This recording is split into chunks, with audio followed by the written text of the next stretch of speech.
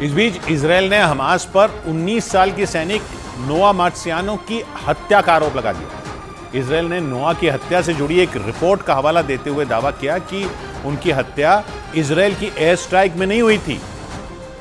बल्कि हमले के बाद हमास के लड़ाके नोआ मार्सियानो को अल शिफा अस्पताल में ले गए और वहां जाकर उनकी हत्या कर दी। इजरायल की सेना के मुताबिक उन्हें नोआ की पैथोलॉजी रिपोर्ट मिली, जिसमें यह दावा किया गया कि अल शिफा अस्पताल पर हुए इजरायल के हमले में नोआ को सिर्फ मामूली चोटें आई थी, जिसका मतलब साफ है कि 19 साल की सैनिक नोआ मार्सियानो की हत्या इजरायल ने नहीं, हमास ने की। Hamas murdered Noah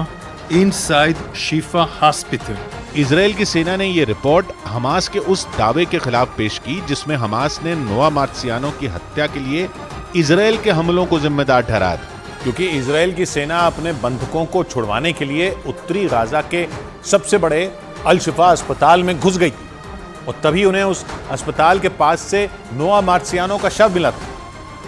जिसके बाद इजरायल की सेना ने दावा किया कि 7 अक्टूबर को नोआ मार्सियानो को अगवा करने के बाद हमास के लड़ाकों ने उन्हें अल शिफा अस्पताल के नीचे बनी सुरंगों में ही छिपा कर रखा था और इसीलिए इजरायल की सेना नोआ समेत बाकी बंधकों को छुड़वाने के लिए अल शिफा अस्पताल में घुस गई। लेकिन इसी दौरान इजरायल की सेना को उस अस्पताल के पास मौजूद एक दूसरी इमारत से उस महिला सैनिक का शव मिला था, जिसके बाद इजरायल की सेना ने हमास पर नोआ मार्सियानो की हत्या का आरोप लगाया और ये दावा किया कि नोआ की तरह दूसरे बंधकों को भी हमास ने अपनी सुरंगों में ही छिपा कर रखा है।